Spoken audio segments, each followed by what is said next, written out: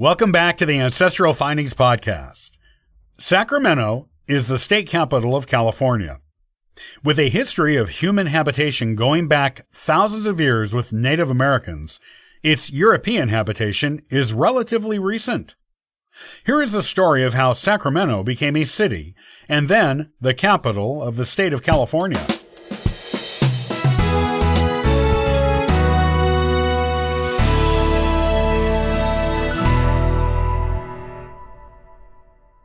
As the state capital of California, Sacramento is also the county seat of Sacramento County.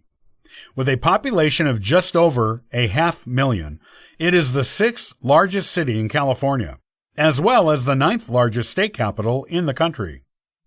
It is also the fastest growing city in California, with a huge cultural and economic influence on the metropolitan area, and is also a major hub of education, being the home of both the University of California at Davis and Sacramento State University. With attractions like the California Museum, the California Hall of Fame, the Crocker Art Museum, the Old Sacramento State Historic Park, and the California State Capitol Museum, Sacramento is a big draw for tourists. It is also a center for the so-called hipster movement, being called the most hipster city in California. In addition, the Harvard University Civil Rights Project dubbed Sacramento as America's most diverse city in 2002. The city has a long history, going back thousands of years within human habitation. The Nisenan Native American people lived in the area for probably thousands of years before European explorers first arrived there. The Plains Miwok people also called Sacramento home. These were hunter-gatherer people who only left the barest archaeological trace of their existence, subsisting on what food they could find in the area, rather than cultivating it. However, unlike other hunter-gatherer tribes who were nomadic, these tribes were fairly settled, having learned to store bulbs and root vegetables during the winter. This allowed them to have villages, so today's scientists do know they were there. Europeans are first known to have come to the area in 1808, when a Spanish explorer named Gabriel Moraga came to the area and named it. A member of Moraga's expedition wrote a description of Sacramento at the time they came to it. Canopies of oaks and cottonwoods, many festooned with grapevines, overhung both sides of the blue current. Birds chattered in the trees, and big fish darted through the pellucid depths. The air was like champagne, and the Spaniards drank deep of it, drank in the beauty around them. Es como el Sagrado Sacramento. It's like the Blessed Sacrament. The valley and the river were then christened after the most holy sacrament of the body and blood of Christ. The first American to come to Sacramento came in 1839, arriving at the juncture of the American and Sacramento rivers with a land grant from Mexico for 50,000 acres in hand. The following year, he and his friends built and established Sutter's Fort, which was a huge building made of adobe, with 18-foot-high walls that were 3 feet thick. The fort was virtually impenetrable.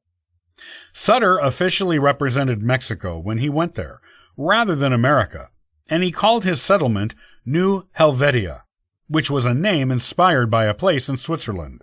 He was the only political authority in the area at the time and the sole dispenser of justice.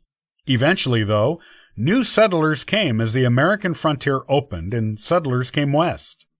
By the time the area began to open up to new settlers, Sutter owned an orchard of 10 acres and had 13,000 cattle, making him a huge financial success. His Fort Sutter was a common stop for those who were migrating west. Sutter went on to start the agriculture industry in Sacramento in 1847 when he brought in 2,000 fruit trees. The same year he brought in the trees, he also built a sawmill, looking to increase his economic empire. Gold was discovered near Sutter's Mill in 1848, about 50 miles north of the fort.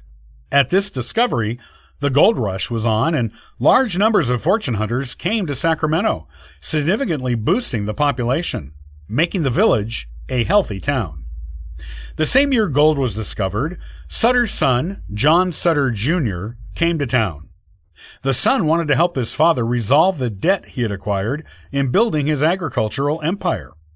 The arrival of the gold seekers did not help Sutter's situation, as they happily squatted on unwatched portions of his land and made off with his property if they could manage it.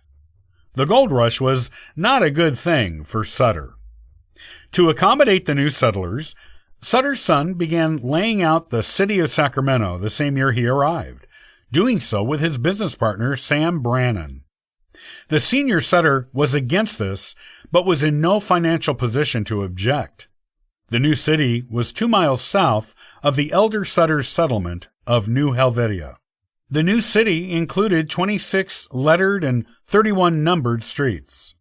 The city was an overnight huge commercial success, while the senior Sutter's fort, mill, and town of Sutterville all failed.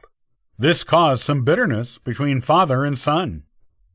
The city of Sacramento adopted a charter the year after Sutter Jr. laid out the plan for it, and the year after that, the state of California recognized it as an official city.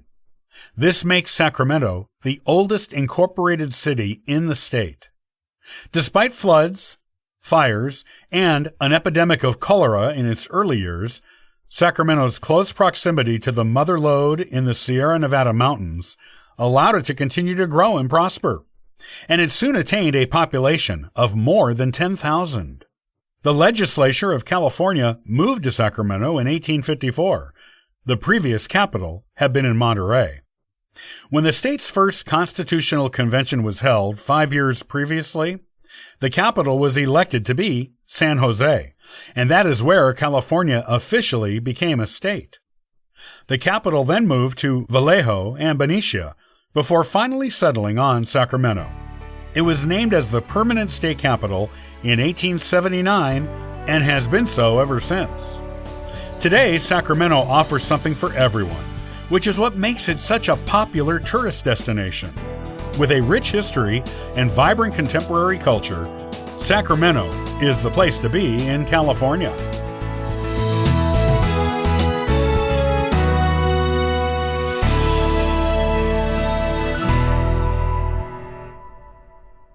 Did you know that Ancestral Findings has been answering free genealogy lookups for the past 27 years? Come on over and download a free genealogy ebook, request a free genealogy lookup, and sign up for the free historical postcard giveaway. Thank you for listening and subscribing to the Ancestral Findings podcast. It's greatly appreciated. I hope you have a wonderful day and happy searching.